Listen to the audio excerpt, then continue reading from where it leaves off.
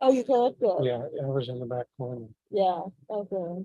And it's such an improvement over. School, oh, yeah. Well, yeah, like when I was listening to y'all when I missed that meeting, the sound quality was so good on the tune. Arnie just bailed. We're losing people. We lost Arnie. We're going down. Losing numbers. Oh,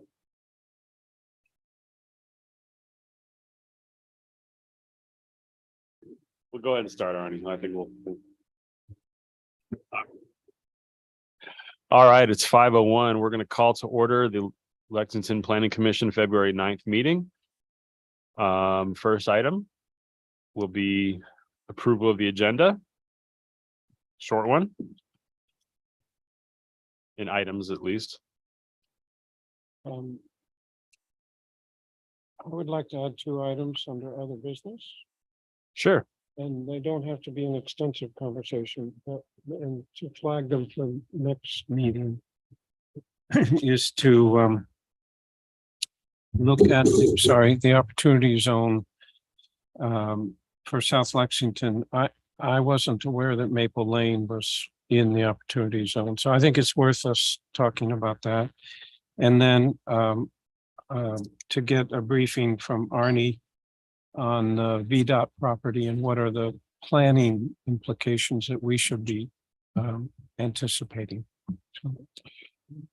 And I would, that Yeah, could that be for sounds the good. following meeting, doesn't it? Yeah, we'll discuss it. We'll put that at the top of other business before we get to zoning and planning report. We'll talk about those 2 items briefly. Thank you. Anybody else have any additions, or we want to approve the agenda with amendments? Yeah, move to approve the agenda as amended. Second. All right, all in favor? Aye. Aye. Great. And next, we're going to approve the minutes from the January 26th meeting.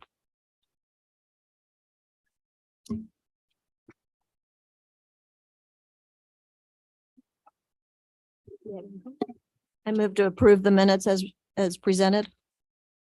Second. One point, I think I was the one who seconded the motion to conclude our session. It's right now, it's written. No, These, second, should we go to the tape? They have audio recordings, you know. Our second, all in favor? Aye. Aye, great. Thank you. And now we'll go to item 4, citizens' comments on matters not on the agenda. All right, please speak and say your name and address. Russell Orison from the county. Arnie, help me with this. Can you pull that up? Russ, if you don't mind just talking up a little bit louder, you don't have to talk in the microphone, but just loud enough that hopefully we can pick up. My concern under this property and you have to look at this area, this property, the shop right here. This is the corporate drive right here, and so you have to see the layout. You guys saw mini warehouses, warehouses, storage in this area right here. The zoning is residential, does not support that overlay.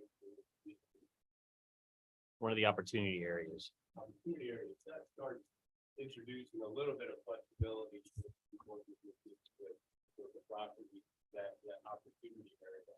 It still is, I don't believe what you guys have for vision for that property. However, Mikey Stern is still looking for hoping to get a active brewery, but not a specific one yet, but he's in discussion. And I think that is something that you guys but trying to put mini stores in this area right here, then the road right here, it works out fine for a layout for what I do. And I don't think I'd even come here and waste your time, except this as an adjoining use This is money revenue corporation, I think, proxy stuff. Not sure, but kind of this, you can see one there as an adjoiner, and then having this property owner wanting to do the warehouse, and having a glimmer of hope with opportunity area. I just wanted to come and chat with you. That's it. So it's up to you. This is typically, you receive comments, but it depends on whether or not you want to enter into a conversation or and learn more or ask questions. So Arnie expressed his opinions about it but I just thought to pursue Mikey's interests at least one step further. I would get a sense perhaps of the commission if it was available. How much of that is developable, would you say? I've looked at it, it looks pretty sloped and Yeah, it's slow. I'm sorry to do it this way, but like for everybody, but this is the shops, this is the river, this is that little corner that we're talking about. So you can see this comes up, but this lays really quite good. And so here's the purple over here extended. And so I would lay it out something like this, and then that would keep the remainder for some other use towards the front, but against the shops. And that would go there. But you can see the topography is pretty good right now. okay. And you should be able to get some nice views off of. Well, we won't care for this, Well- but as hopefully as we do something out here, if Mikey's dreams come through for where we're out here, yeah, it'd be awesome. Okay, so that would work because Yeah, from out of here. Yeah. now I would agree it has potential for something. I'm not sure about this mini Well, it's storage. had Yeah. potential For a long time, being against the shops Yeah. is a tough place to get something nice. Russ, you might want to let others. Oh, take a yes, look thank you. first, too. So here's McCorkle coming across. This is the shops, the Lexington shops. This here the office building. This is that corner that we're talking about. The river is down here. Of course, 11 is down there.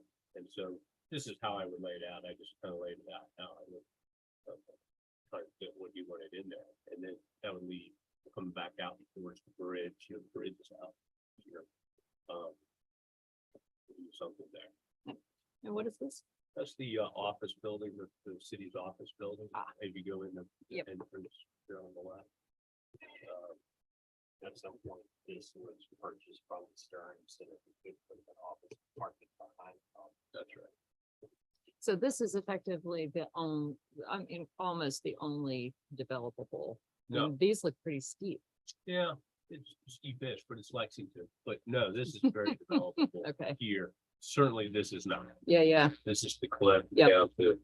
down to the river.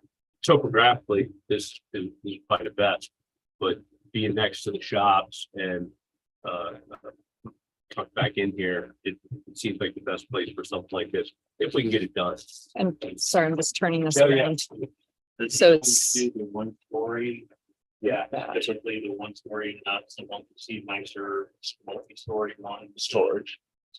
Yeah, they're not too bad. So I did the 501 storage form if you're heading towards Glasgow on 501, 130.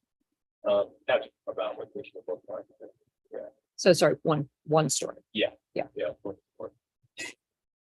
And there would be some screening or trees or something.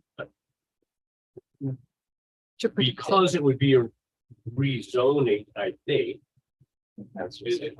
We would be kind of coming at the end and Right. what do we need to do? So absolutely, we would be happy to use painting and however somebody wanted it done. We would do that step. I also did one form and looking forward, that one went quite well. Also. You say it's currently residential, or what is that, or? No, it's residential. But the overlay, the opportunity to speak that. Multitude of things. I'm sorry, this isn't really fair for you all. I hope to get your opinion at such short notice without really a lot of background. But if you're willing to entertain just a little bit of discussion in your future land use map, it is a suburban neighborhood. So I went through Russ with what's allowed in suburban neighborhood and then forgot that was an opportunity zone and called them right back and said, hey, it's also an opportunity zone. And there's a fair bit of language in here about opportunity zones. So I will just read one of the shortest explanations or descriptions. Opportunity areas, not zones, sorry, that's something else. Opportunity areas represent key areas of focus for revitalization, infill, redevelopment, or development. Opportunity areas are locations for change in which Lexington has the opportunity to create organized and attractive development, add density that supports the economy and tax base, and create unique neighborhoods that attract investment and tourism. So clearly that's a little bit more than what would just be allowed in a suburban neighborhood future land use district.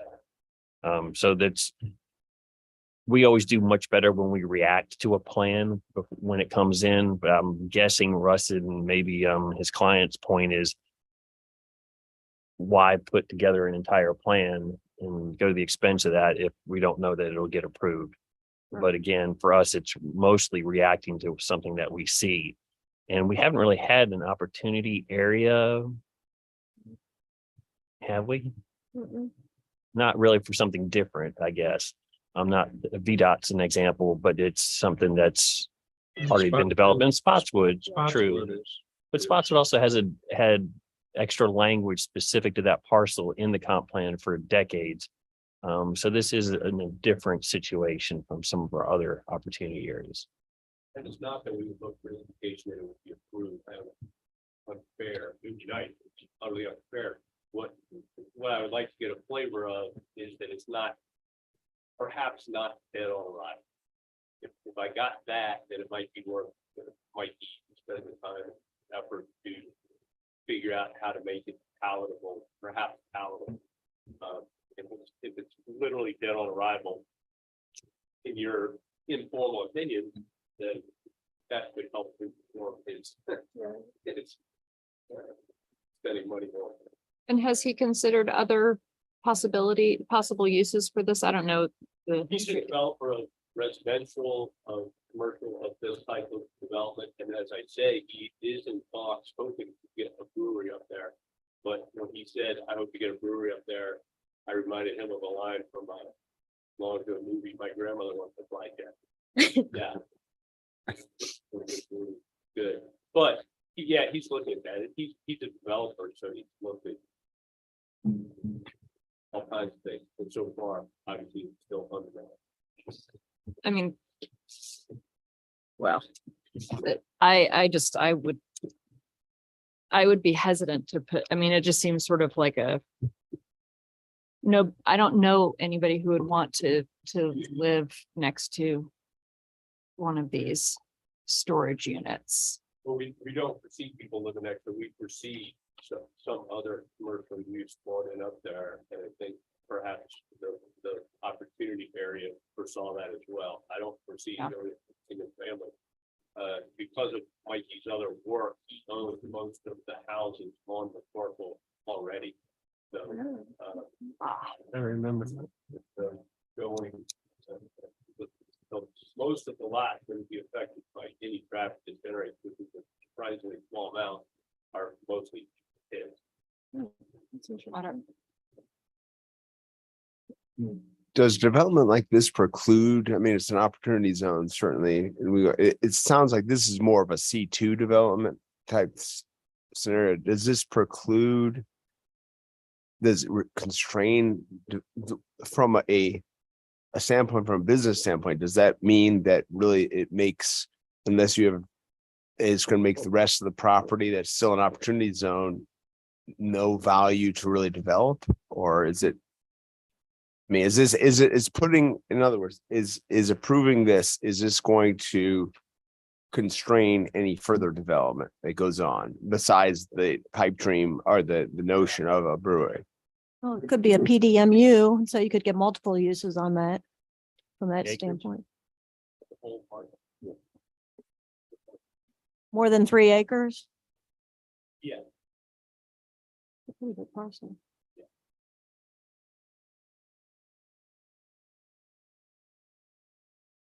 Oh, wow. Yeah, a lot of it's topographically unusual, as was pointed out, but yeah, so.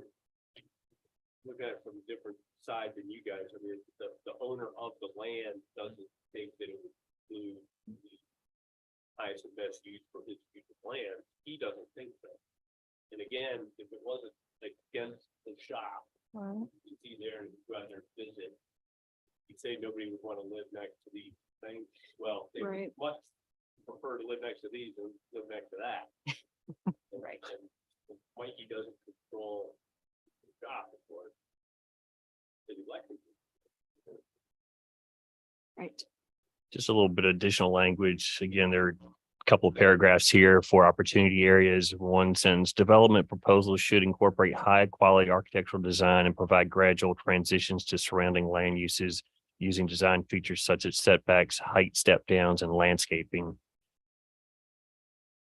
So it would be, in my opinion, for what it's worth, that storage use isn't exactly a quality architectural design, but it does provide that step down potentially to what we have as the shop. Right. Yeah. No, I see that. I think the final product would be, and I know it's not ideal, but I think the final product would be soldiers of staggered rows of evergreen such that it would just be behind a wall of evergreen. It would get the view perhaps, although nobody would do that, but it would just be, you just wouldn't see it. We would just screen it so that nobody would ever see it. This may be unfair to say, but it seems like a little bit of a disappointing use for a property with a lot of potential. And that's my concern, especially just having the traffic just to go up to storage. Yeah, it'd be nicer to have a little more put together usage for that area. Well, we did a plan one time, a long time ago, if you remember. Great plans were up there. Right. but they just come to fruition. Yeah, right. For those of you that weren't around, we did a plan for, I think it was called Game Day, back when the Game Day condominium thing was a big deal. They did them in Tuscaloosa, Alabama, and somewhere or in Auburn. And somebody had a dream that there's enough BMI support and come in and you could have a game day condo and a pretty big deal up there. We did some pretty nice plans, and all that, but it kind of fizzled on its own economic weight. Didn't work out. Russ, what's the economic lifespan of storage units? I don't know the answer to that. It's a good question to find out. It's considerable. The reason I'm asking is that it could also be a use that changes if the value of the property increases and there's a higher and better use to come in later. I mean, as The more built up areas, we do them as a placeholder, like parking lots used to be. Right. In the city, parking lot, there were just placeholders until development caught up. And certainly we've done with placeholders. Mikey is in this business and he didn't indicate to me as a placeholder. He's much younger than I know. So it could be, but I wouldn't bet on it. I have a mixed opinion, so I'm being quiet on it today. But one thing, and to put it in context, is when you showed that site plan, I know he doesn't want to put much effort into developing the concept plan, but it would be interesting to know how it would fit into the development of the whole parcel. So you mentioned that there's potential housing sites. So perhaps they've been scheduled for work. Okay, If I said resident, Okay. I think we're hoping more for a brewer. restaurant, brewery, something to take advantage of the view down that ridge. That type of thing. And he's in talks with someone, but I think he's going to talk with something. there is an advantage of a single story storage unit in that it would maintain the view shed from the other side of the river. So when you're looking up from the Chessie Trail, I think you would. Well, I'll take a lot of time with that. I'm heartened that it's a discussion rather than a heck no. And unless somebody wants to clarify or be more specific, I'm gonna report back to Mikey that it's not utterly dead in the water. People have all the usual concerns that one would think with something like this in a place like this, but it's my opinion that it's not utterly dead in the water, and that if we can formulate a thoughtful design, that it will get consideration. Marty, can I just ask a question on this real quick? And if if this was approved, it's in this overlay in this opportunity zone, would we have to then go and rezone that as a C2? And then does that prohibit other development like a restaurant or a brewery right there? Because that's a C1, or how does that work? To be honest, I have to figure out what that means in the sense that we have an opportunity area, and we have a use that's not allowed in that zoning district. So certainly the zoning would have to change. And then just looking quickly, I have to figure out what the mechanism is for that, other than the rezoning application process. But I mean, for the consistency between that rezoning and what is in the comprehensive plan. But if we did a rezoning, it doesn't necessarily have to be for the whole property. That's what It could be for that back portion, and the C2 is going to allow with the restaurant. We have microbreweries. I don't know if it's necessarily a microbrewery or a brewery or whatever. So I would think the C2 could certainly also apply to that other commercial component. And again, we can do a split parcel rezoning. So if multifamily or single family goes on the front part at some point, and then the rear part is commercial, we have the ability to do that in the zoning. This is one piece of property. It's not one tax map, right? For the whole. It is one tax parcel. And so would you have to do? Can you really just have one tax parcel being divided as two separate? So is that? Yes, is that we had, problems? as an example, we had the properties at 314 and 312 South Main Street, the hub, and that older two-story residential building, that was a split zone. When I first got here, I think it's now all RLC, if I remember correctly. But yes, you can split zone. Now, the applicant also has the ability to come in with a design that has that on a separate parcel. For their own benefit, they may want to keep the storage units, but may want to sell off the brewery parcel if it is a brewery parcel, whatever the commercial component is, and split that off, and then have a third parcel, which is the remainder of the property. So they can also ask for a subdivision of the property as well. That would be like, I would say that exactly that, right? It's probably for financial reasons, it would be subdivided off. So even though split zoning is allowed, it's sometimes not a good idea. Yes. Sometimes not a good idea, but we would probably subdivide it off, that it would be its own standalone. Okay, because I mean, that's what we had to deal with the split zone or whatever. That was a real headache for a while. So I like this idea better. Yeah, I agree with what pretty much everyone said. It's not an immediate no from me, but I also agree with Leslie that it's, when you read the definition of an opportunity area, that feels very aspirational and forward thinking, and this just seems kind of, well, I guess like if nothing else is going to go there, at least it's something, but it's not what I would, it's not as aspirational as a description of an opportunity area is to me, but it's not an immediate no. But any other further discussion, or can we move on to new business? Thank you. Yeah, thanks, Russ. All right, let's go to new business. Item A, zoning ordinance amendment 2023-01, discussion of accessory dwelling units. Yeah. I was reminded, I actually had intended to do this, but then that just last discussion threw me off. But we also want to acknowledge that we have a new member of Planning Commission, Shannon Spencer, who was just approved yesterday. No, or last week. Great. We're glad to have you, and we look forward to having you serve with us. So thank you. Can I ask just what is the term that Shannon is on? That's why I'm curious. Is she gonna have to re-up in like a month, or through 2026. 2026. Okay, Is that okay, right? great, great. I think that's what- Four-year term. Frank read it in the record, if I remember correctly, from the meeting last week into the June 2026. And I don't remember whose term that was, quite honestly. It was, so it's not Nick, it was not Nick Betts's, it was maybe Camille Miller's old term or, Jamie's. oh, Jamie's, okay. Yeah. Okay, cool, great.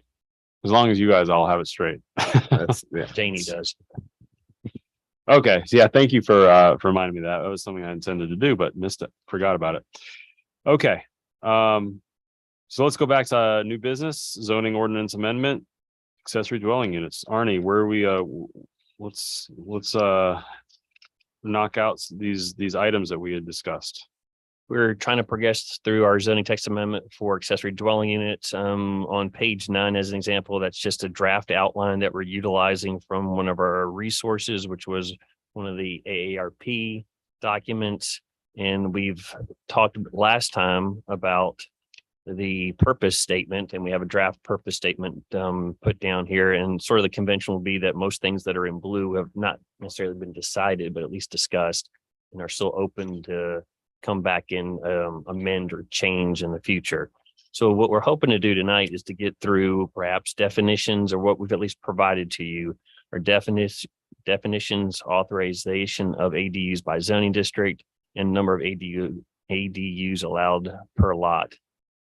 So the first one, we have a number of, we provided the definitions that are in our current zoning, sort of as background, because they may help you in your discussion about the definition. So we have accessory apartment as an example, and I'll just read that quickly. An accessory apartment is a residential use having the external appearance of a single family residence in which there is located a second dwelling unit that comprises no more than 25% of the gross floor area of the building, nor more than a total of 750 square feet.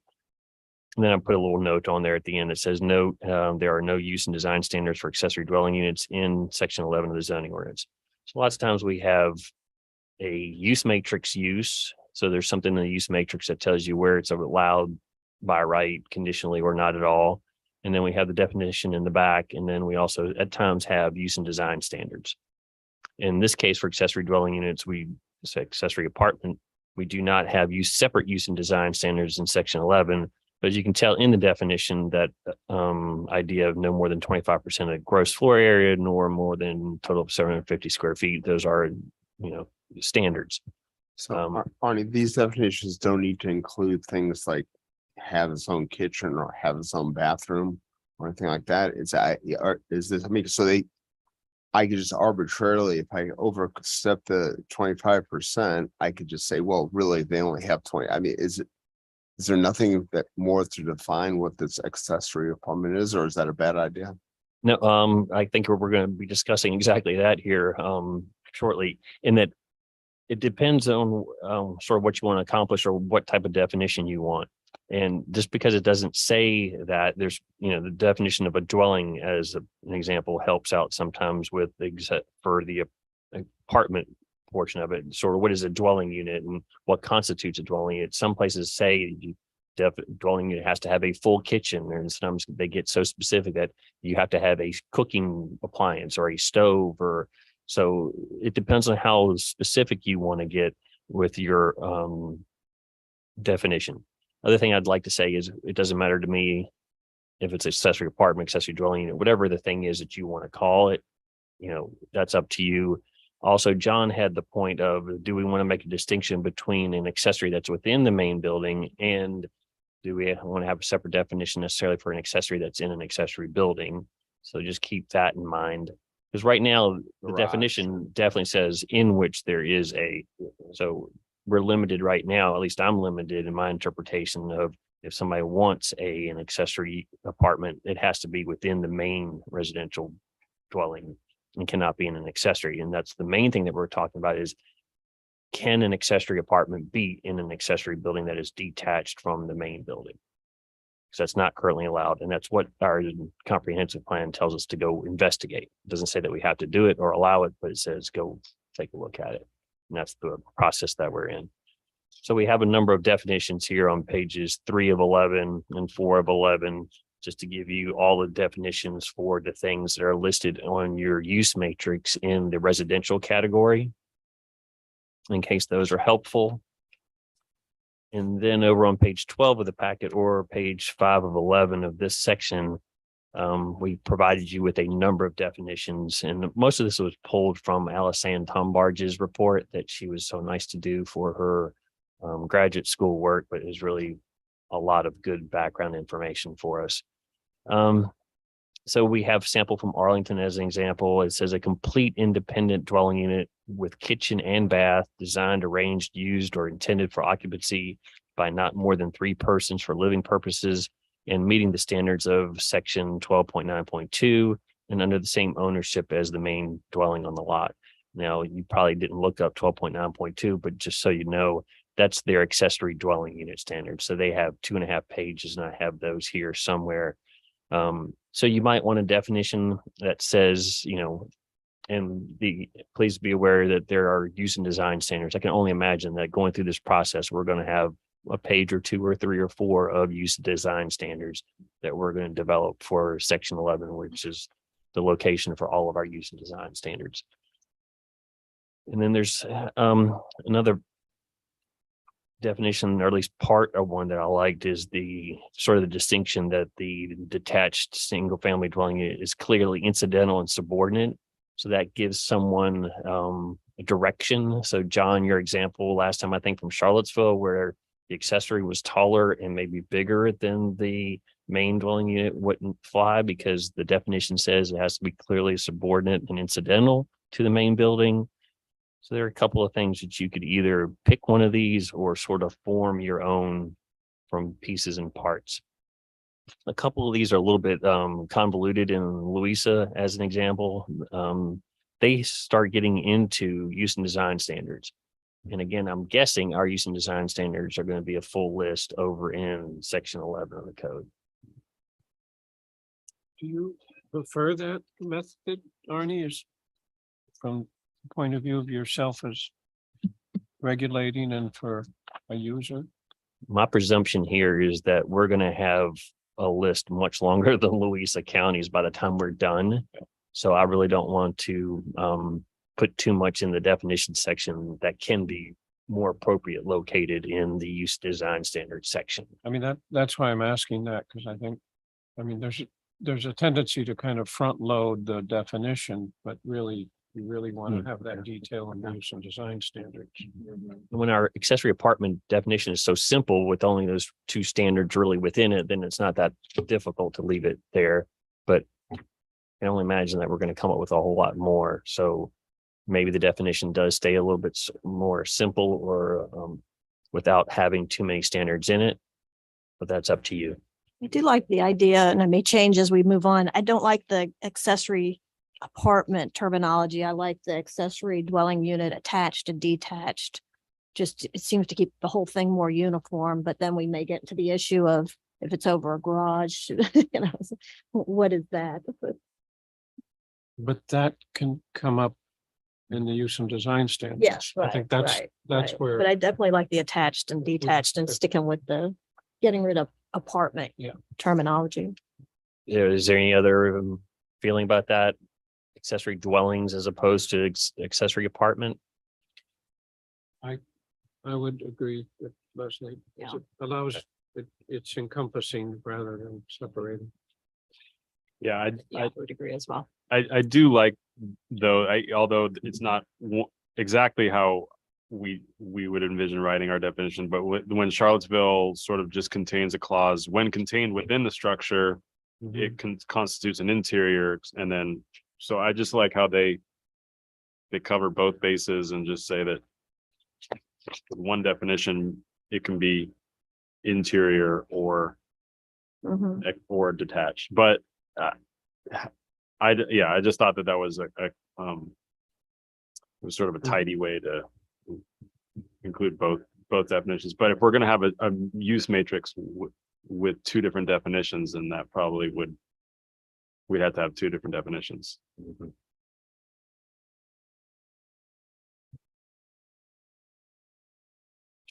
But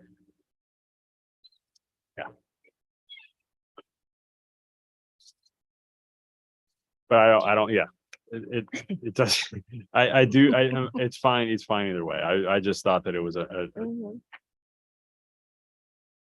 I also like to remind you all that before you get into the in-depth discussion about the definition, that just because you put something down or agree to something now, there's going to be plenty of opportunity to amend it as needed as you go through the process, particularly the public hearing process when you hear comments back from the public. So we're really trying to get at least something down on paper and then go on to the next section as we're moving through these standards. So you will have another shot for sure. And I do assume when we're talking about these accessory dwelling units that we are looking at the Arlington, we're talking about a independent dwelling unit with a kitchen and bath designed for and arranged and used, intended for occupancy by not more than a number of people, right? I mean, it has to have the kitchen and bath and be completely independent. That's what I was asking. I don't know what we do. I would I say just don't yes. know. So how is it now?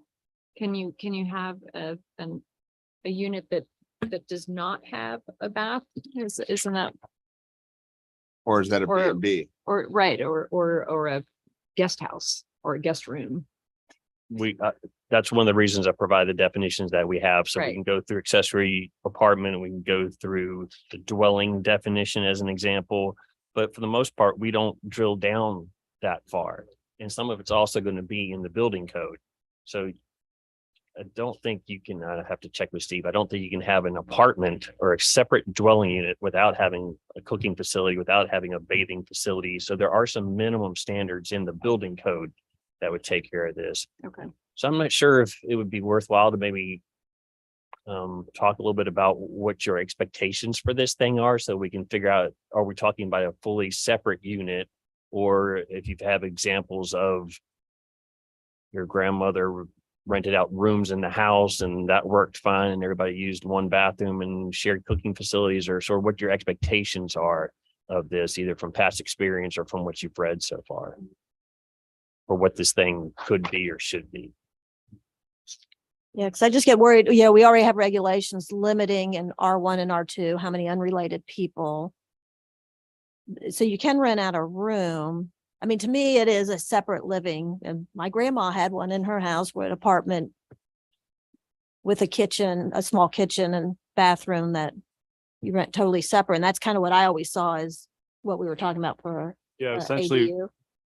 if it's not an independent dwelling, then it's your roommate. Yeah, right. It's- Exactly. it's like- Exactly. Right. That's exactly right. And I think we have a guest room definition as well, so that's already in the code. Right.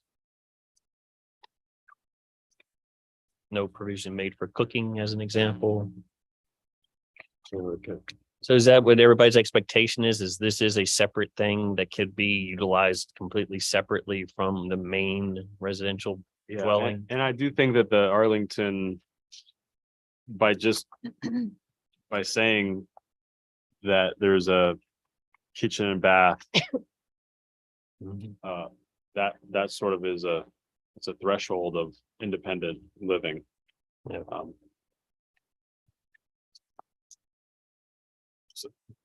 So yeah, I guess it's just to say that it's somewhere we should maybe define what independent dwelling, what an independent dwelling unit would be. Yeah. And So if we added, so taking the Charlottesville one, if we had it say something to the effect of accessory apartment means an independent dwelling unit, including kitchen, bath, living space. And then clearly subordinate to the single family detached dwelling. I don't know about the number of people. Yeah, I don't think two is, I don't, We want to put that part aside for now and then Yes. figure out the definition part and Yes. see whether or not we need to have limitation on. The other thing that is worrying me is in a lot of the applications we're thinking about for here in Lexington is the impact it will have on parking.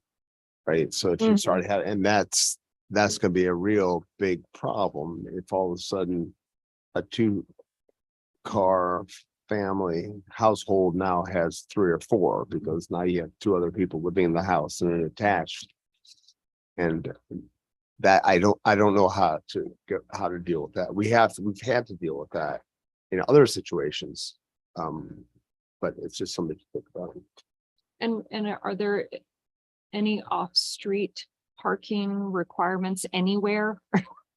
Residential off-street parking? I know Section that's 12 of our code deals with our off-street parking, and it's going to take a second.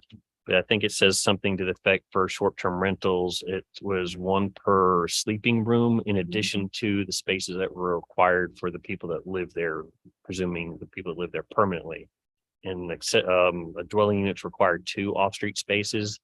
So if you had a 3-bedroom house and you need 2 spaces and you're renting out 1 room, then you had to add 1 space to it. That's how the current short-term You'd rental have to add 1 space of off-street parking. off-street, correct? But you couldn't require, to Matt's point, you couldn't require that people actually park in their off-street parking. Right. No, they could load it up with a boat or something Right. and Yeah. on a trailer and. So, single family dwellings, oh shoot, no, that's not the one. I was gonna read it for you once I can find it. Yeah, I do agree that you want to be mindful of, you don't want, there to be 8 people living in an accessory dwelling unit, but I also, if allowing flexibility of a young family with, 2 adults and a baby, or 2 adults and a toddler, that's 3 people. So like, you couldn't even have a family. I don't know. I just feel like 2 is extremely limiting. But I don't know how to word it so that But that's something that we're gonna get to. I'm not Yeah, sure that we need to necessarily Right now. worry about that in the definition. But we're definitely gonna have a good conversation about parking at some point in the future. And potentially also the number of bedrooms that can be in an accessory dwelling unit, because if you've got 5 bedrooms in an accessory building, that gets to sort of whether it's actually a subordinate Mhm. to the house, the main structure. Mhm. So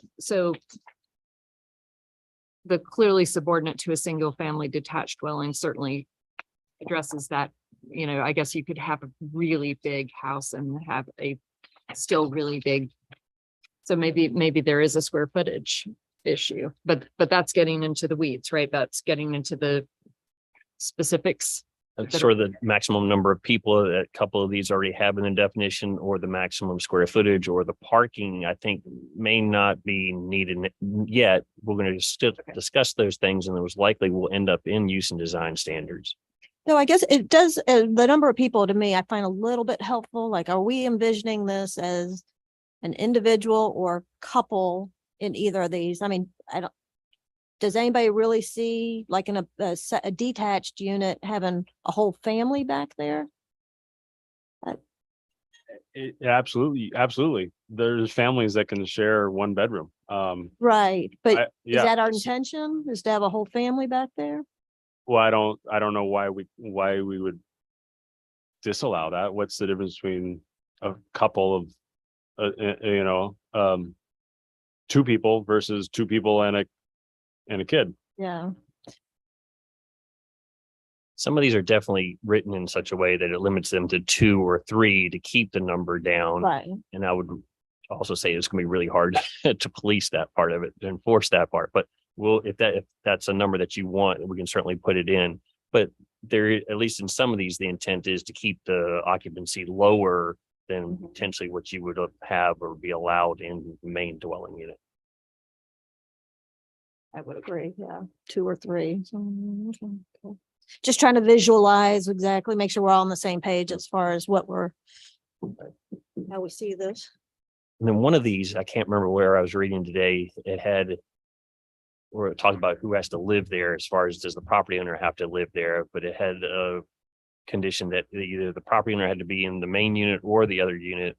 And if the property owner did not live in either one of them and it was rented out, all of it had to be rented out to 1 family.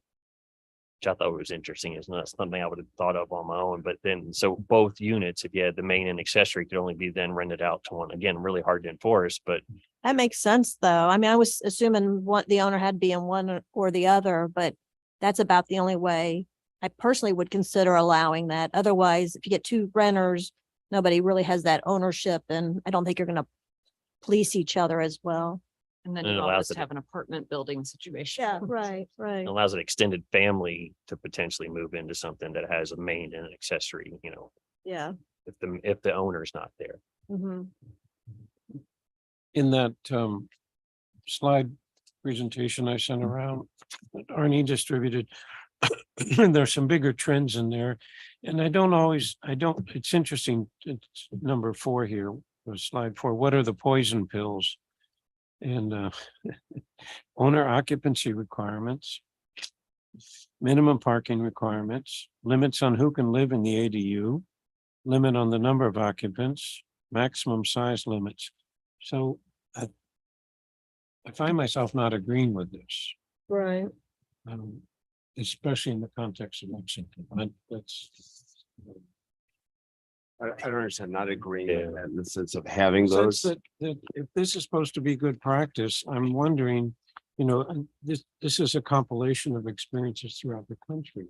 Right. And is it really? um, So maybe if you haven't seen this presentation yet, it might not be worth you looking at it. Uh, I'm going back to what we did last meeting where we talk about purpose and we have a sentence that says accessory dwellings are expected to increase housing opportunities for individuals. And so we literally are saying individuals there, which does that mean one person? Or maybe we should be more vague about instead of just changing the word individuals so that it could mean small family couples. Oh, sorry, this is the purpose. This is what it is. It's the blue paragraph. We Page did 10. this last week. Yeah. We included a sentence which I think is the intent is that this is to add flexibility to housing stock, but we define it as for individuals. Well, I think, but your opening sentence, I Yeah. think, really covers what you're concerned about. Oh, okay. Housing options for the benefit and convenience of families and households. We're changing economic. Oh, okay. Yeah. circumstances All right. Then And our family structure. Right, So- and it is individual, plural, individuals. okay. All right. Good. All right. I didn't want to rehash everything. I just first we're trying to figure out if I kind of took that the same way in the first sentence is for the people that live here, we're going to open up the opportunity for dwelling units. And then specifically for who is living there is more about individuals. So one, I'm not explaining it the right way, but or clear enough, but I think I took it the same way that you did in that what we're really trying to do is in the intent was allow families to have the opportunity or property owners, families to have additional units for their benefit yeah. financially, whatnot. And it was going to benefit the individuals that were Right. going to go in there. Like- And didn't say necessarily families if you want to add families to it or not. But that's the way I took that. Yeah. Thank you. I guess that that is All right. Well, then the point that you're making is that the definition and the purpose and the definition should be aligned. Mhm. Okay. But the purpose is not the definition. So I guess the purpose is just like sort of aspirational. It's not the actual definition. So Remember what you told us last week? I Don't did- get in the weeds. I know, but we're trying to split hairs about what if it's 2 versus 3 people. Yeah, you're right. We're trying to like solve all the problems at once with parking and square footage, but I think so far, Go ahead, Arnie. I think so far we've had some perhaps support for the idea that it's going to be an independent dwelling unit with a kitchen, a bath, designed and arranged and used for intended occupancy. And it's going to have a statement that says it's a subordinate unit clearly incidental to the main dwelling. Yes. General agreement there. Okay. Yes. We'll craft something for the next time that says that. And then if you, anything else that you would like to add You can leave blank, you can put the persons in there, and just say blank Put a question mark in there and for now and and leave the number. Okay. Don't put a number in. What about a separate external unit? I mean, sorry, an exit. Does it have to have like? Private it- entrance, you mean? Yeah, like our house has what appears to have been intended to be an internal apartment. But it does not have an external, its own entrance. can they lock? You can't lock them into their unit. I'm thinking of egress purposes from the fire marshal, they have to get out. So Sure, you of course. cannot block or lock or do anything that prohibits mean, that. I this- can't think of anything else in standards. Is that what you're getting at? That I'm might, just wondering whether should an accessory dwelling unit have its own exit? well, since we're primarily talking about the new thing, which was an accessory in an accessory structure, then it's going to have its own. But do we want to clarify the ones that are internal? Do they have to have their own? Which that's the current standard, isn't it? Is, I'm not sure we have that in, Thought we had I that, thought but we I could had be it. wrong. For sure, in the literature, we have, there's something about separate entrances too. but also is there something in like building code safety where there has to, you're right, what you were saying, there has to be 100% of the time an emergency exit for whoever, so. the other thing is when we do the inspections, I forgot about egress windows. Windows in the bedroom have to have egress, so they have to have a certain opening size so that you can squirt through them as needed. As I learned, you don't necessarily have to be on the first floor. You can be on the second floor and still jump, and that's the accepted means of egress in an emergency. Yikes. So I can ask Steve some of those questions, but I would think since we're talking about an independent unit, that in most cases, if not all, we would want it to have a separate address, a separate entrance, which gets me to the address point, which the 911 system really wants to know, hey, where's the fire? We don't want to go to the front door if they really shouldn't be going, if they really should be going to the back door and wasting 30 seconds knocking on the front when their fire is happening. Because not all of them are obvious when you get there. So I'm sure we'll get to some minimum addressing requirements too, which we actually already have in the code that says your address has to be a certain size and posted clearly and whatnot. So, sorry if we already settled this.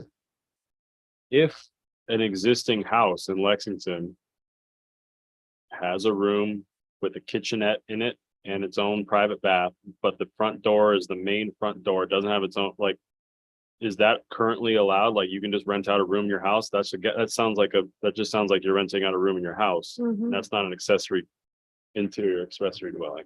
We have a guest room definition, and I'm sure there have to be instances where people are renting out rooms, individual rooms, and not having a full separate unit for that.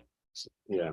But I think that does, yeah, it sounds like a guest room if you don't have a separate entrance. Also on the guest room, can we change the definition to more than 30 nights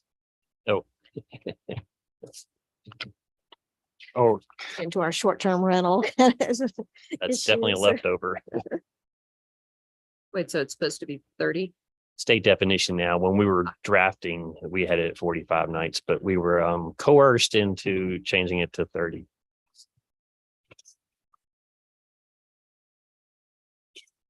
So I guess tying the past 5-10 minutes of conversation is, I think that part of our definition should then say to distinguish this from other just renting out your room in your house, there has to be a private entrance and exit or a private entrance.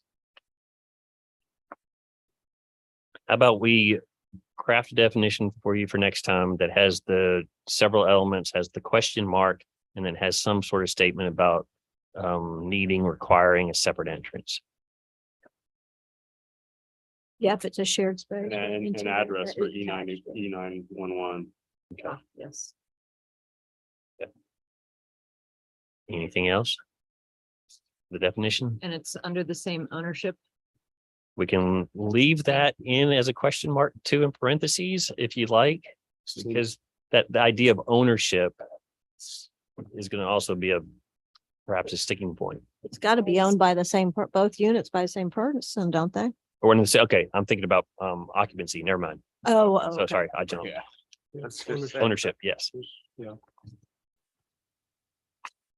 So that is from the Arlington definition. Is that necessary? I mean, it seems important, but if I guess the question would be whether you could sell it out. Like I know in Boston, for example, you can sell a floor of your house. Well, that's, I mean, Right. it becomes a condo. Mm-hmm. yeah, I don't know anything about the real estate legality of two people owning the same tax parcel. We would allow it in R1 because R1 allows a two-family unit. And let's say you carved your house up top floor, bottom floor, and you had a staircase that worked well for separation between the top and the bottom. We don't have anything in the zoning that says it has to be owned this way or that way. So in that case, the 2 units is allowed by zoning. And if they wanted to carve it up for ownership purposes, they could. But here, it may be a little bit different in the sense that we have the main unit and we have the accessory, and we may want to have one person in control of both of them. And I think it may be an extra step, maybe in 10 years, 20 years, if our housing crunch is still really horrible, maybe we allow that separation. And the lot size questions come into play, and all setbacks and all sorts of other things potentially as well. And then you also have the question of whether it's still an accessory dwelling unit. If you sell it off, then isn't it a primary residence for somebody? Yeah.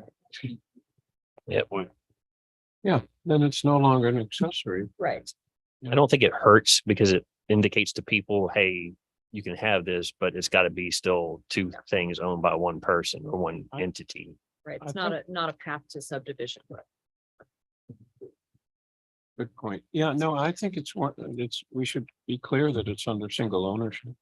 I didn't know that was even up for debate. Yeah, I like the Arlington. That seems to So have a that's- lot yeah, of that's- these. I don't think it would have occurred to me except for that Arlington definition. So it sounds like we'll use the Arlington definition, put Maybe and along with the Release- Charlottesville, like clearly supported and primary thing in there as well, and then add in entrance and addressing.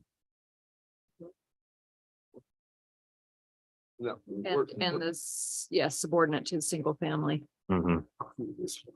Arnie, if we're talking about the definitions, section B. I did notice in Shannon's comments that she sent the planning commission under the definition for group home. I think it's important that we change that, the language. Yeah. As soon as possible. To- Sooner than what we're working on or within what we're working on. I think it's a pretty egregious wording that I could change it today. We could. I think, was that taken from the state though? I mean, I think that was the explanation, which I totally agree with. It should be changed if we have the ability to change it.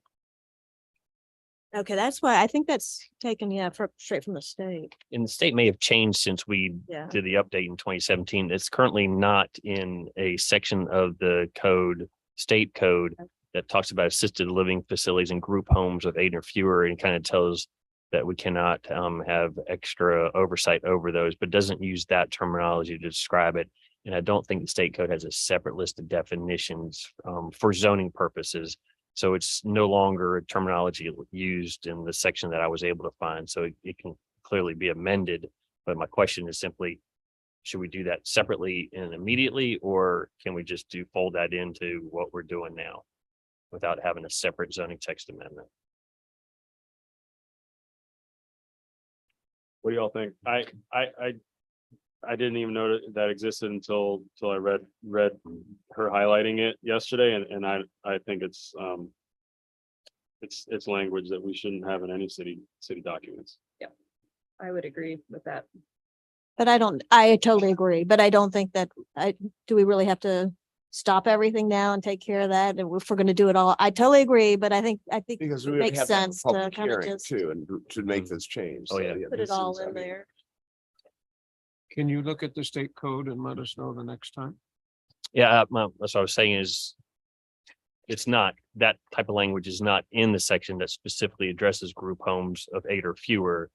And I don't believe that there's a separate list of definitions in the state code that would have that language. So I think we're free to make that change. And do we have to have a public hearing to make that change? Every text amendment that we have. So sorry for not explaining, but it's a separate public hearing process. So there'd have to be an application. We would do the application because we're the applicant. And then it would have to be advertised for planning commission public hearing and city council public hearing. And because we're probably not going to have a group home between that's going to come up, and I would recommend that if we could just change it along with this update that we're going to do for accessory dwelling units. Okay. That might just be the most That's fine. efficient. Okay. Yeah, I didn't realize it was a 10-step process. Okay, yeah, didn't mean to sidetrack us. We can continue. Perhaps we should also write it in a way that for the future that it can be just automatically updated if the code changes. So we could say as is stated in the Code of Virginia, because that's what we're being guided by. So in the future, if that code changes, then automatically the wording changes for. Without a public hearing? I wonder if you could, if we tie it to the code, I'm wondering if you could maybe make that the mechanism to. I mean, it could also work against, yeah, I don't know, Yeah, but it's, that's what I was thinking. I'll give that some thought, but we'll definitely change it as we're going through this process.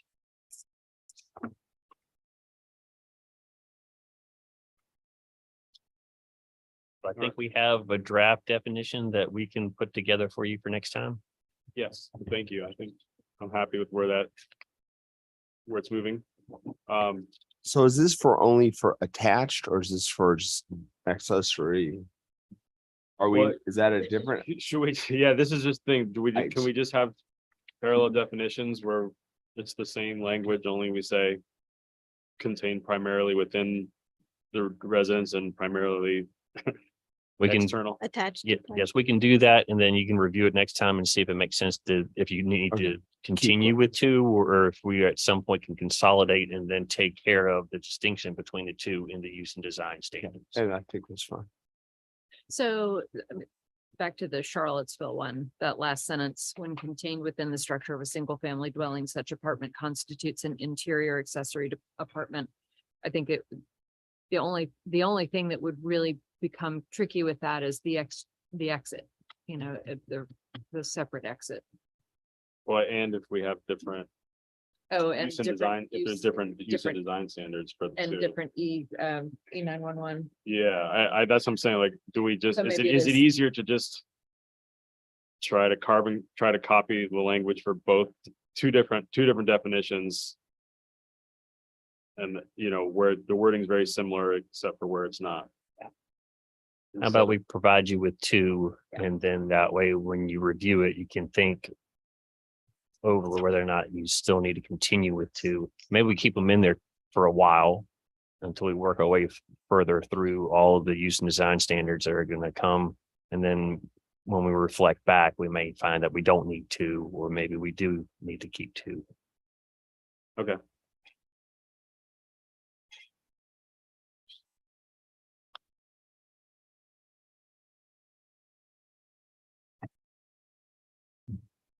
You want to go to the permitted locations section or the sorry, so we finished the sample definitions. So now you want to keep on going?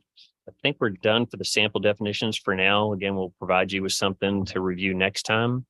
But if you're ready, we can talk about authorization of ADUs by zoning district. Okay.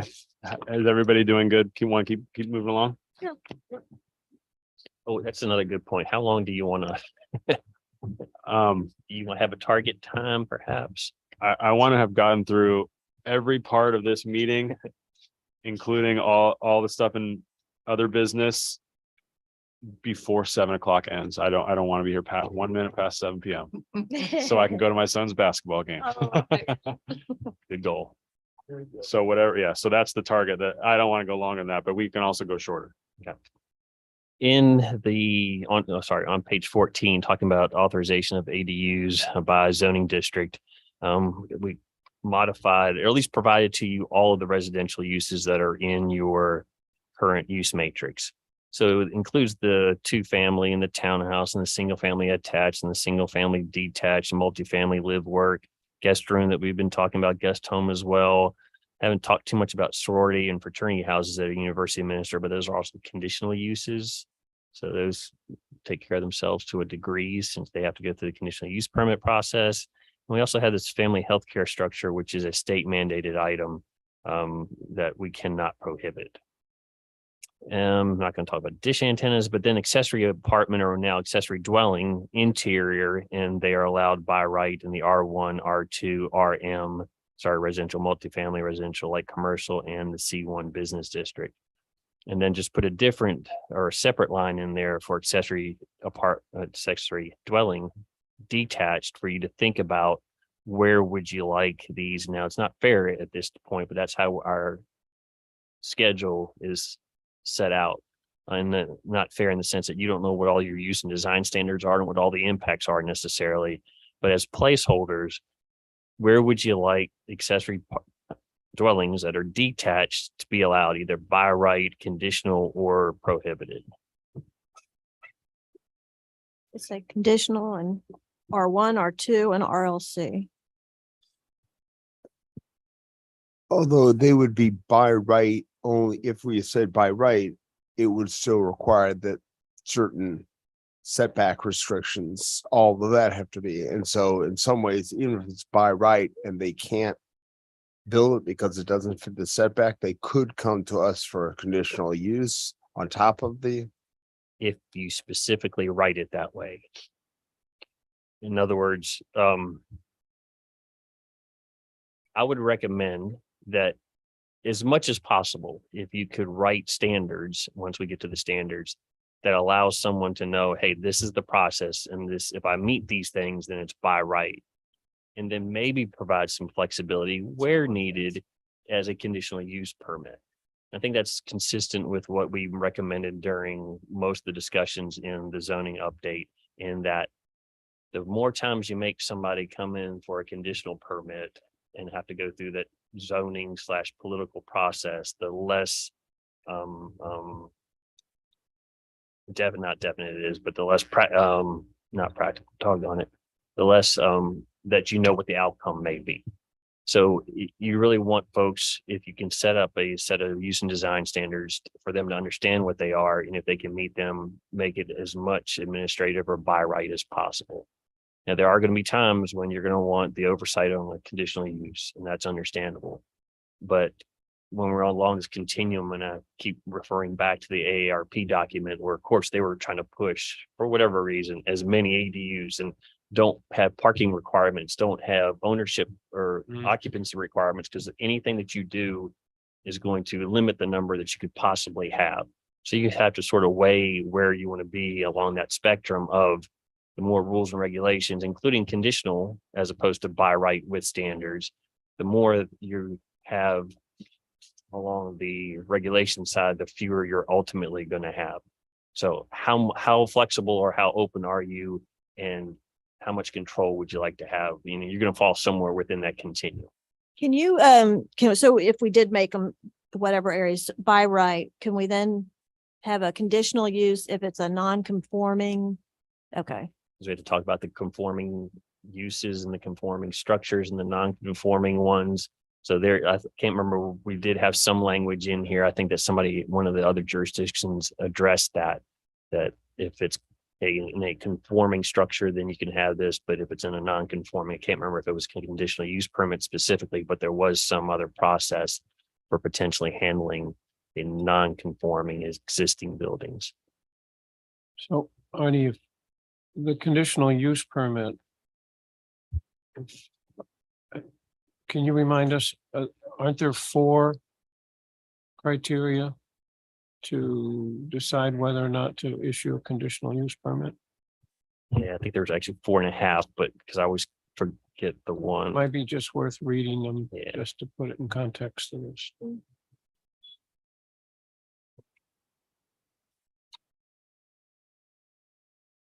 Conditions of issuance for a conditional use permit. Conditional use permits may be issued for any of the uses for which a conditional use permit is required by the provisions of this chapter, provided that the governing body, upon a recommendation of the planning commission, shall find that the proposed use will not affect adversely the health or safety of persons residing or working in the neighborhood of the proposed use. Number two, the proposed use will not be detrimental to the public welfare or unduly injurious to property values or improvements in the neighborhood. Number three, the proposed use will not be in conflict with the policy and the principles of the city's adopted comprehensive plan. Number four, adequate public services, including streets and other traffic ways, utilities, police and fire protection are or reasonably will be available to support the proposed use. There's another one that talks about parking. And then the number three that I sometimes forget is in granting a conditional use permit, the governing body give due consideration as well as to any other reasonable land use and zoning considerations as may be required by the nature of the proposed use or as may be otherwise appropriate to effectuate the intent of this chapter. And you may make conditions to meet those things. So those are all rather general. Mhm. Arnie, if the end results after we've done all of our, we've finished this, we end at a place where we want to have people have to submit applications for this or get a permit, does that matter if it's by right or conditional use, or if I mean, we may not even go to that point where it's. I would like to see as some of the other ones have other jurisdictions, a permit process. So does that change the permit process? It doesn't matter if it's by right or conditional use, or it can be either one.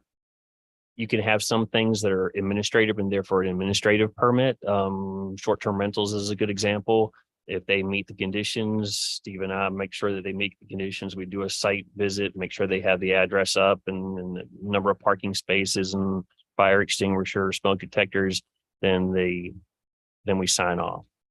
But you also might have conforming buildings that are by right, and then if you write in such a way that non-conforming structures are conditional, then they have to go through the conditional permit process. Okay. I foresee and maybe hope that like chickens and short-term rentals, at least some of them will be use and design standards that are then administratively approved, that somebody comes in and gets a permit. I like the permit process simply because then we know where the accessory dwelling units are, for one. It won't be an annual renewal. Well, it might be depending on how you write it, but it's not as important, I think, as short-term rentals where you do have the annual renewal. But that way we have a permit process. People have to come in, they have to get the permit, and then we know where at least the conforming ones will be at that point. So that's even with by right. And it could be a nominal fee, it could be zero. And I mean, if you wanted it to, but I think chickens was $25 or so it could be a nominal administrative permit process. But there's never gonna be a problem that somebody looks at this, says, oh, what I'm doing is by right, so I'm just gonna go ahead and do it. They still have to come through. I mean, people may, but But then they'll be in violation of the zoning ordinance by doing something without the permit. So then I can enforce the zoning ordinance with the provisions in section 18. And are there fees for, a penalty? They are, and occasionally we even get to the penalty phase. Because the zoning part of it, the enforcement is I write a notice of violation letter. They automatically by city and state code have 30 days to appeal it to the Board of Zoning Appeals. So I can't really do anything for 30 days. And then if they continue it, then I have to go and get a summons for them. And then they have a return date at court. And then they actually set a date for them to have the trial if it goes to that. So then we're 6 months out. So it's a process before I get my $200. So, right, so that doesn't even seem worth your time, frankly. So given that, I wonder if it doesn't make more sense to have it all be conditional. So if it's conditional, do they have to come to, what body do they have to go to? And council. Here So they the come. conditional means you have more oversight. You can put conditions on if they meet the criteria. and they have an impact that's on the surrounding uses that's measurable, you can put conditions onto that approval that are in line with the impact that you expect. So you do have more control over it. One, they're asking you, and it's a public hearing, so the public can have input into that process. But it is going to take more time and effort. And I would say I wouldn't recommend that simply to get around the enforcement of maybe the 1% or 5% that will come in and won't come in and will operate. So that's around here that it happens, but it doesn't happen that often. And this isn't as big of a carrot as short-term rentals. So I'm hoping to have less of a enforcement issue with accessory dwellings than we do with short-term rentals. The one thing that you had said last meeting, which I thought made a lot of sense, we can always loosen it. And so in some ways that I tend to lean towards conditional from that standpoint, see how it goes. The worry is that no neighbors are gonna like it, you know, though we did have the one building that went to the Board of Zoning Appeals that the neighbors said, okay, it makes sense in this situation because that was already there. So maybe not all neighbors will be against it. But that is my only concern with the conditional is you get too much pushback, but I sort of like the idea of starting a little tighter, and if it works out, we could always loosen it up. If I remember correctly, you were making a recommendation for conditional use permits in R1, R2, and RLC. Yeah, what do y'all think about that? I mean, it doesn't seem to make sense anywhere else. RM. Yeah, what about RM? But hey, yeah, how would you do I don't that? know.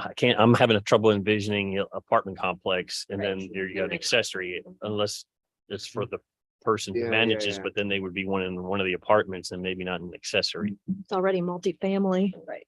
And RLC, can you give me an example of where that would be But here?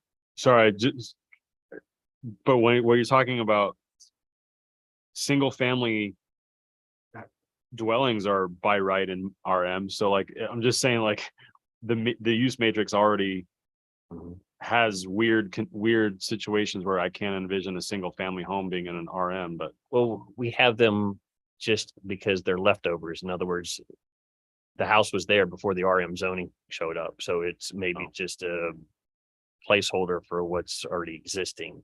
But it is saying that if you had an RM and you wanted, and there was a vacant lot, you could put a single family house in the RM zoning district. right. So that's what I'm saying. Like that's a situation where it would also make sense to have the same matrix for accessory apartments as what you would have for single family dwelling attached and detached.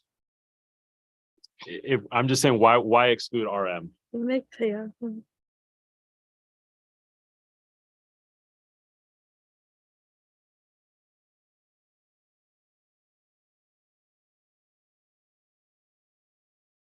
it's gotta be one thing or the other because otherwise it's not allowed, right?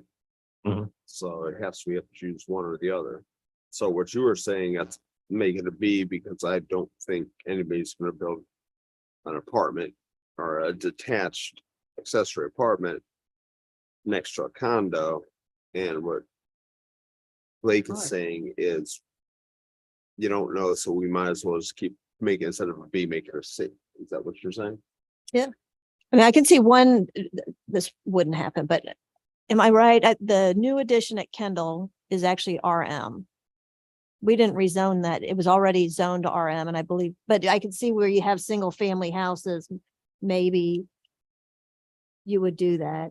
I don't know that we want accessory dwellings on a townhouse, and where are townhouses above? But if you had enough land, it might make sense. But we're not adding accessory dwellings to townhouses, all right? Because that wouldn't fit unless somebody No, we're not.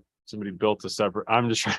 Yeah. Now we're talking back to the use and design standards of what an ADU is, but. Sorry, I guess I'm not. I'm just trying to be like, if you're using the logic where single family dwellings, townhouses, 2-family dwellings, live work dwellings, those are all by right in RM. Mhm. So why are we being more restrictive for accessory apartments in RM if every other usage of housing is by right in RM?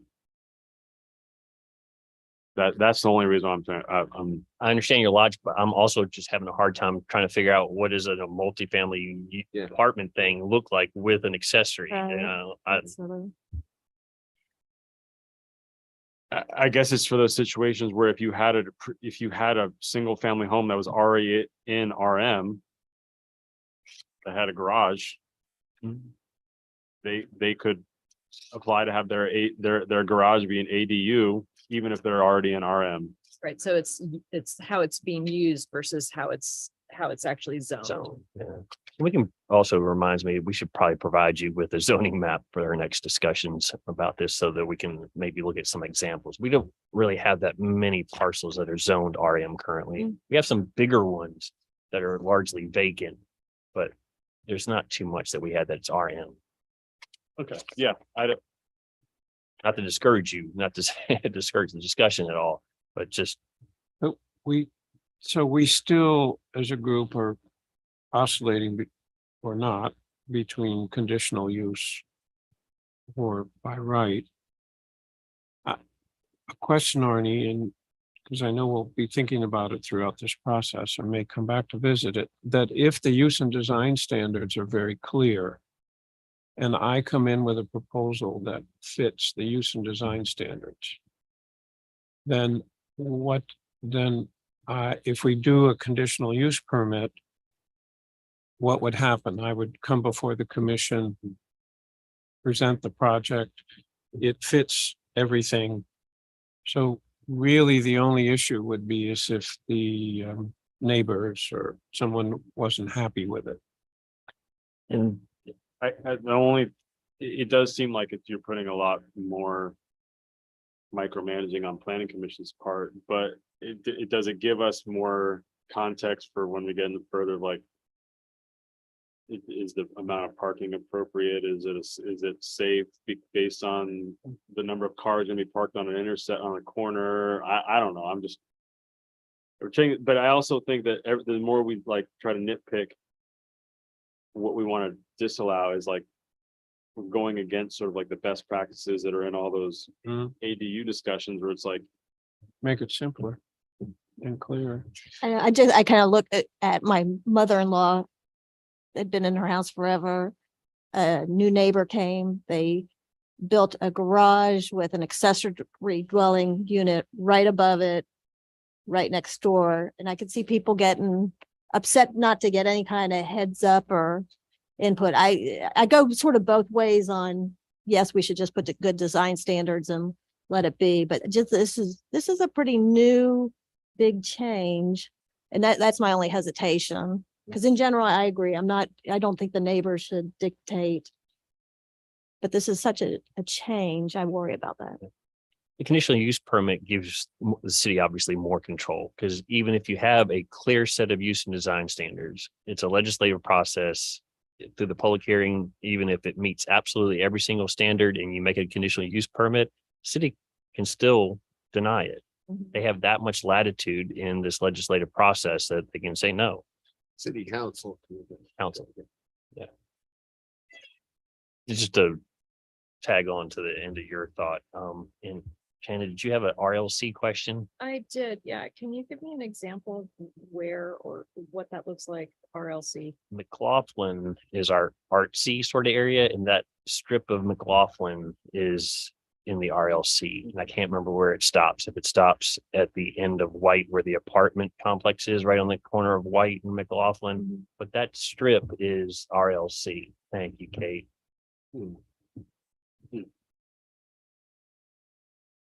Pretty much starting, from WL, oh gosh, the music hall there, the old hardware store, and then everything's down from there.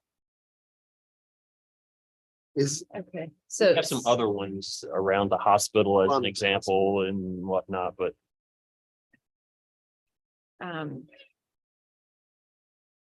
Well, I think that I would agree with Leslie that it's a big change, and I would be concerned that there would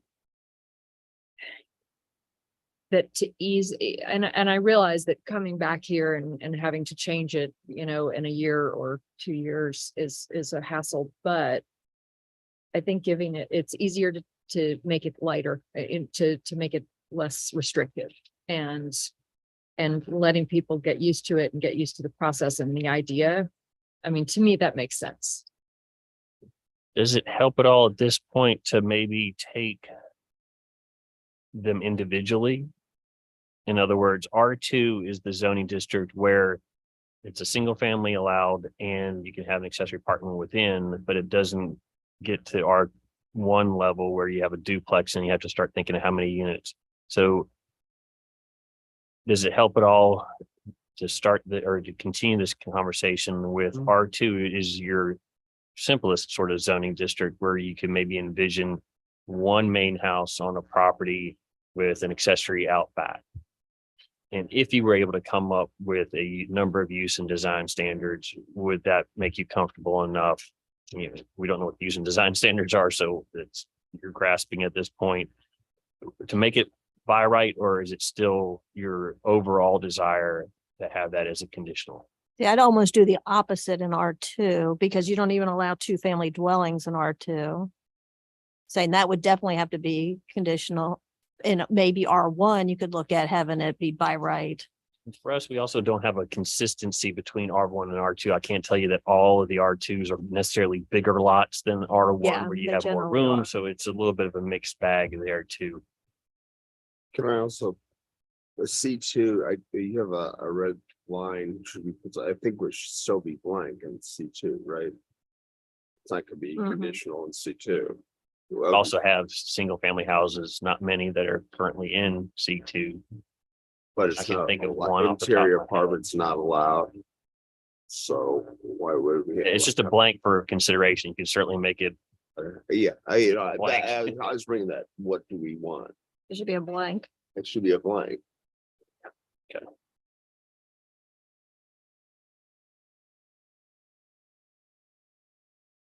So maybe R2 is a conditional. Yeah, if you don't even allow 2-family dwellings, Mhm. so. Okay, R1. R1 is a little bit more complicated. Again, a 2-family is allowed there. Generally speaking, smaller lots, but not always the case.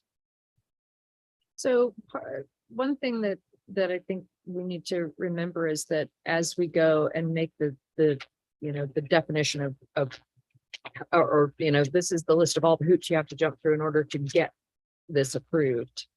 You know, if you have a minimum lot size and it has to have the certain, you know, the setbacks that are, you know, required and that are already required rather. And it has to, you know, fill in all these and it can't be bigger than X, Y, or Z. That might get to some of the concerns that we're having. So I wonder if are we putting the cart before the horse by not knowing what the No, but you have the ability to turn the cart or the horse around. In other words, by the time you get through all this, let's just say we put placeholders in here for now, and then we get all the way through the use and design standards and figure what we want in R1 and R2 for attached, for detached, for non-conforming structures, for conforming structures, lot size, all those things. Then you just go back and look, okay, now that we know what this thing really is, do we adjust what so your these are initial? placeholders. Yes. Why are we on the accessory dwelling interior? Are we debating whether to change that? I would say it's open for discussion. It's up to you if you want to go back and review that as well. And I'm just trying to understand the difference between the logic between the two. And I can understand it. One is if it's interior, then you're not really the externalities are less. If you're building something in the back and the side or whatever, then there's an impact. Right. It's interesting because I would suggest though, as I brought up earlier, the externalities are not always internal for not in an interior accessory apartment because of the parking issue. Yes. Right, Agreed. and so Agreed. I'm, because of that, I know we still have to discuss that, but I'm wondering if we shouldn't go back and read. I don't know if we can, is that down zoning? Is that- You have the right to make recommended amendments to the zoning ordinance. to go from So B you're to- now looking at accessories in a detached, but that doesn't mean that you're Yeah. prohibited from Looking at both. making I would, addition changes to group homes as an example. We're So making, I it's- mean, because we're making definition changes to accessory everything, so it feels like all of this is up in the. All it's open. but I would say I at least haven't heard any complaints about what we already have existing. So the attached or interior, I would see just leaving the same like John's, for the reasons John said.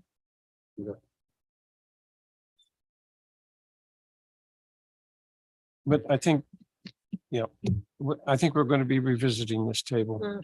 And I agree with what Shannon, what we've all been saying is that as if the use and design standards are tight and we're happy with them, I think that is much better for everyone, including the person that actually wants to do this. The less negotiation you have to do, the better. But, Some of the other cities have like, they just quickly say like, yeah, allowed in R1 and R2 and maybe allowed in R3 and R4. It's like, and we can Some- investigate. You could point us to the one, we can go investigate and figure out what is. Right, I'm just saying, like, Yeah, that's interesting. we're like splitting hairs and it just seems like so many other jurisdictions are like, it's allowed in all things. And then in these, you just need a special use permit. It's like, maybe we just be that simple, like it's allowed in all residential. And then these two spots, you have to have there may be more conditions or something like that. Like, Yeah. let's move on. I think we should. yeah, I think we Yeah. should. Just There's recap no- though. Well, it's I'm- speaking of, I'm gonna- I just wanted to, just a quick thing that in reading today to get ready for this, I realize this is, there's a lot to grab onto with this accessory dwelling. Yeah. So I think we're just in our second session. I think part of the discussion tonight is that we have to get comfortable Mhm. with it. And I think if we do, then some of these issues that we've been debating tonight would go easier in the future. Anyway, sorry. Yes. For your next meeting, we're gonna put in a C for R1, a C for R2. I'm not sure what we're doing for RM yet, a C for RLC, and we're definitely gonna leave C2 blank. As in prohibited. A C for C1, right? Well, nothing for C1 because I don't think I've heard anything about I think C1 would be blank too. that blank. But it's by Right right in okay, but it's interior versus exterior, is that what that, Mhm. okay. Okay, sorry, just want to make sure Geez, that all we the way had. across. Not allowed in C1 or C2. All right. Oh, no, I just thought the discussion was going the other way, but Where did we end up with Just trying to residential predict. RM? There was no decision yet, so it's gonna be left with Right. a but red so underline. that one actually makes sense to me to be conditional. Because if you have a residence in the RM, a single family residence in the RM, then they should be able to.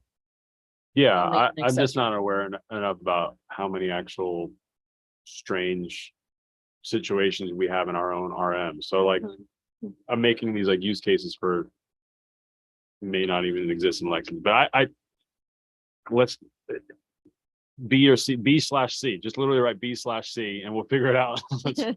figure it out later. Okay. And then over on to page 16, number of ADUs allowed per lot, and we're not gonna get too far into this, I don't suspect. But just as an example, some of the ones that we have pulled forward mainly from Alisand's report was no more than one per lot, so no more than one accessory dwelling per lot, and that's in Arlington's, Bedford, Fauquiers, Louisa's, Loudon's, and Roanoke's. And then Arlington had another one that said cannot have both an ADU and a family caregiver suite. And I'm presuming without going back and looking at Arlington's definitions that the family caregiver suite is that temporary healthcare structure thing that the state mandates for us. But can that be internal? The structure? No, if I remember the definition and I can find it for you, but From the state. yeah, I think that's the thing that gets put out in the yard right. and is a separate thing, because presumably if it were able to be internally, you'd already have done it. But this is the need, at least on temporary basis for healthcare, that they're allowed to put a modular unit or something in the yard, be it the front yard, side yard, or wherever it goes, for a temporary basis while they're either the caregiver is there or the person has to be in that unit because it's more accessible. Although this is a family / caregiver suite. I think, so back to this apartment that's in this sort of weird apartment in my house that's not really an apartment. I suspect that was in their minds a caregiver suite. So if I had a caregiver living in my house, and then I decided that I wanted to convert my garage, then I would have us living in my house and the caregiver living in my house and the people in the garage. And then you really do have sort of Three-ish. 3 family unit Um, potentially. So I wasn't thinking about it as in that particular case. I was perhaps just assuming that this family caregiver suite is the definition from the state for a temporary healthcare structure. But you're right, if it's not that in the Arlington code, then you could potentially have that third or 2.5 units. Right. Say no more than one per lot. Yes. That's- Yeah. And Blake, if you're gonna meet your deadline, Yeah, it's, We can come back to it too. So will that, That's- violate- that's if you just say a- no more than one per lot, does that, if Yeah, let's somebody come has back to one this. inside already, does that mean they can't put what the state says we can put? The state requires No. us to be able to put it. No more than one per lot of this type of accessory dwelling, but they still have the right to do An interior. by state, the family caregivers temporary suite, not a suite unit. Is that the question? Yeah. I think so. Well, I We think can't- So, we- so then. we so shouldn't- then we're debating too much about family healthcare structures. Like, we're not even gonna talk about family healthcare structures right now, because it's guaranteed by the state. Mhm. What we're talking about is how many per lot. And let's just put as a placeholder, say no more than one per lot. But I mean, I guess if you have like two structures on a lot, like that could each have, but like the Strasburg example, like it just seems like, I don't know, why make things more difficult? Yep. Every So- other jurisdiction seems to say no Mhm. more than one per A lot. lot of them do. Actually, Arlington, yes, Arlington does have no more than one per lot, but they also say you cannot. So Arlington is both 1 and 2. You start to then violate our other restrictions as far as no more than 3 unrelated people or 4 unrelated people, and Yeah, and I'm sort of reading the family caregiver suite is not the same thing as a family healthcare structure, which is like, I don't want to get split Right. hairs about family healthcare structures, because I think that it's closely like when they say mother-in-law suite, that's what a family caregiver suite. I'm assuming, but I don't want to like. But I would just say, let's keep it simple with definition number 1, and then we can add conditions, but I think that's, So that, if we said no more than one per lot, that means that I could have one inside my house. Or let's say I redid the garage. So that would be 1. I couldn't have both. right. Okay, just being, yeah, that may change in the future, but sure. we can start. Again, so that means though, if you have the one that you've done as established, but then you decide you want one of these caregiver suites that's a temporary, you could also, because the state says you can have that. So you could exceed that at some point Temporarily, yes. temporarily. Right, that's my Whatever that means. interpretation Yeah. of the, Is that what's guaranteed by the state, that it's temporary? But no, that- it has, and it's been a while since I read it, but we have it here. If It is intended to be temporary, but if you're sick for a very long Yeah, period of I was time, gonna then say it's not so temporary. What does temporary mean? Yeah. Mm. And there's no definition of that. Which gets back to why Arlington has both. So that family healthcare structure temporary is in one of our definitions and is pulled directly from the state. So one per lot, Yeah, about the minimum lot size for the district, pulling from number 4 there, Bedford, does it make any sense to say you can only have it if your parcel meets the minimum lot size? Yes. Yeah, right. Because we're undoubtedly gonna have undersized parcels. Mhm. Parcels that do not currently meet, because we have parcels that were subdivided 100 years ago and their zoning came into place, which is suburban style zoning. So it's going to have lot size requirements that are going to be more than a lot of many, whatever that means, of our current lots. And that's fine. I'm just want to make you aware that one, asking if you want to make a requirement that says you can only have one if your parcel meets the minimum lot size. Yes. Yes. Okay. And also number 5 with the setback requirements. Right, and we might make it more for the accessory dwelling. That's gonna be tricky, Oh. but yeah. So that, again, we're getting into use and design standard issues. Okay, so we'll have some statement of all 3 of those items for you for the next time. thank you. All right, thanks a lot, Arnie, for helping us walk through that. And thanks, everybody. Let's move on to other business. We had John wants to have a brief discussion on the VDOT property and the Maple Lane opportunity areas. We don't have to have a discussion tonight. I would just like agreement by the commission that we put it on as an agenda item for next time and give Arnie a chance to give us the maps and talk about The VDOT property. and Maple Lane and the opportunity definition, the boundary for Maple Lane. Yeah, so is it in, I didn't get a chance to look at that map. Is part of Maple Lane accidentally in that opportunity? Yeah. It should and not be, right? It shouldn't yes. be, and it goes right down the middle of the street. which Okay. is- I was trying to look at that the other day on the bigger one and yeah. And I don't think we've seen that map. I don't think we've ever seen a map of this scale. Yeah. So I think it's just, Frank raised it Mhm. in the meeting, and I just think it's something that we should look at. Were you gonna Okay. say something? Yeah, let's put that on the agenda for next time. I understand a map for the opportunity area, but what was it specifically for the VDOT? What is the planning process that for VDOT, and how does what can the commission anticipate in terms of its role? I noticed in the request for qualifications, there's there isn't a reference to the comprehensive plan, even by reference. And we did work, and then we just went through the rezoning or created the multifamily dwelling zoning. And so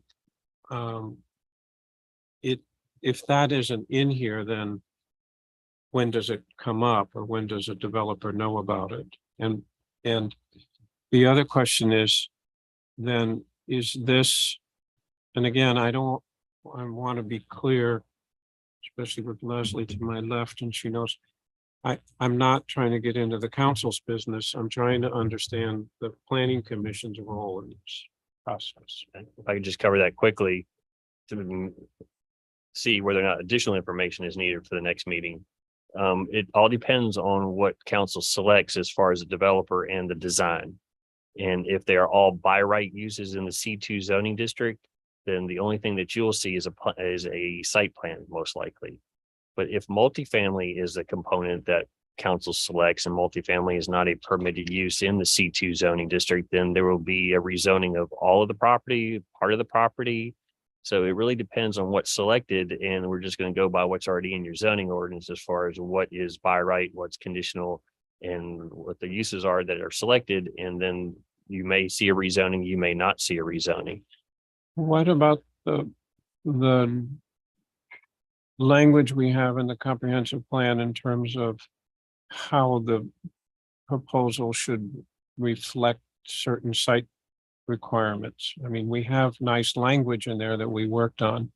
So if Like- a developer comes forward with a proposal, but that isn't referenced in this, well, let me ask another question, Arnie, which is there going to be an RFP, or is this the first and only process? My understanding, it's an RFQ to select a qualified developer, then council will work with that developer on the uses that go, or the overall development plan. So the uses that go there, and then enter into a contract, and then you will at least at a minimum see it at site plan.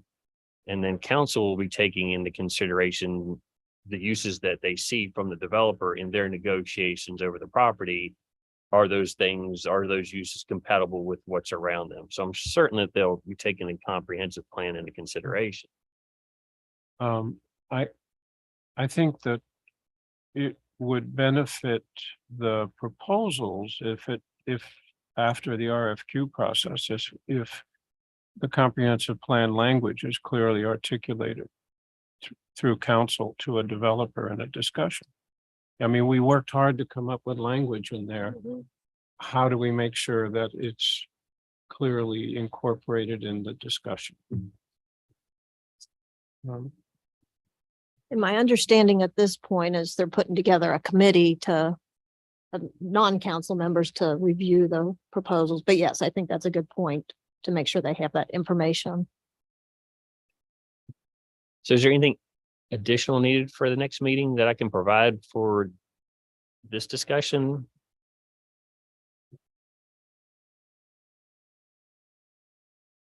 I'm still. Maybe we could just, it doesn't have to be a long one, but given what you just said tonight, you could just lay out that process again to us.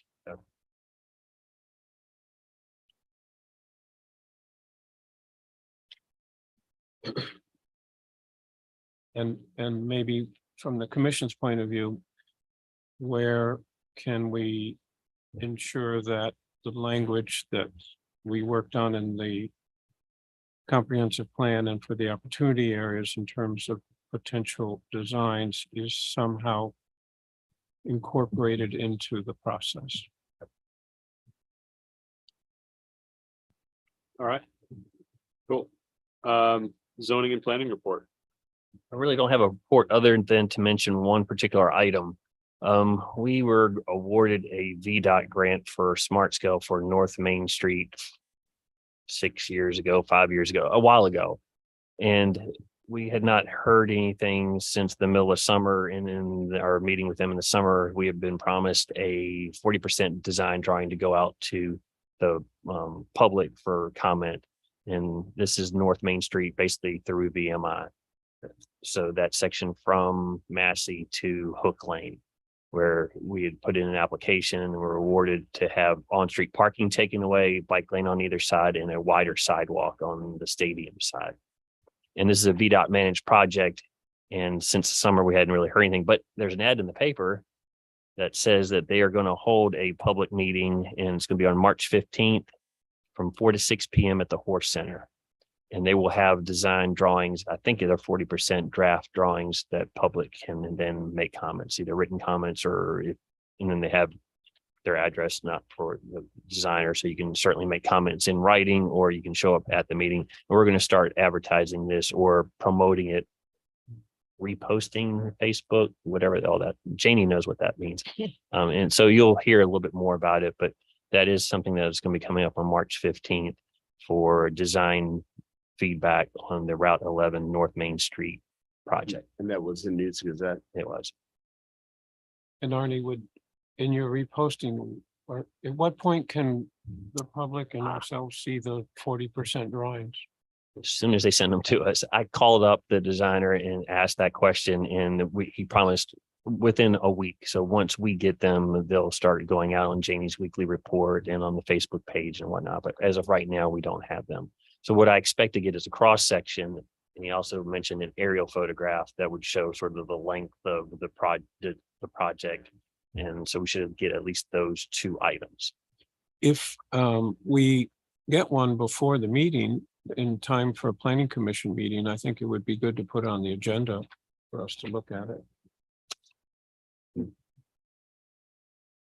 All are in agreement? Sounds good. Anything else? All right, I'm going to skip items, Catalyst Project and key annual PC milestones. Let's go to city council report. Sure. City Council met Thursday, February 2nd. Council had a work session on the city's code of ethics. The city attorney recommended revisions to the code of ethics, including conforming the conflict of interest statement with the state code.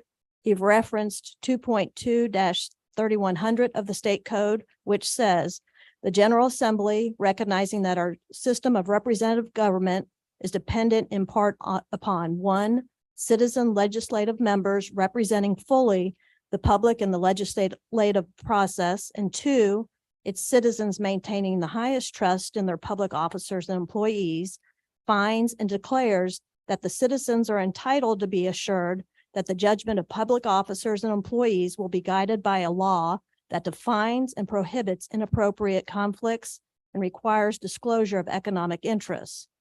To that end, and for the purpose of establishing a single body of law applicable to all state and local government officers and employees on the subject of conflict of interest, the General Assembly enacts the State and Local Government Conflict of Interest Act so that the standards of conduct for such officers and employees may be uniform throughout the Commonwealth.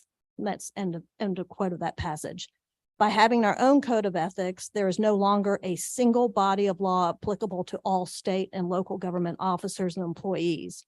He further noted that he could not find another locality that had a separate conflict of interest policy.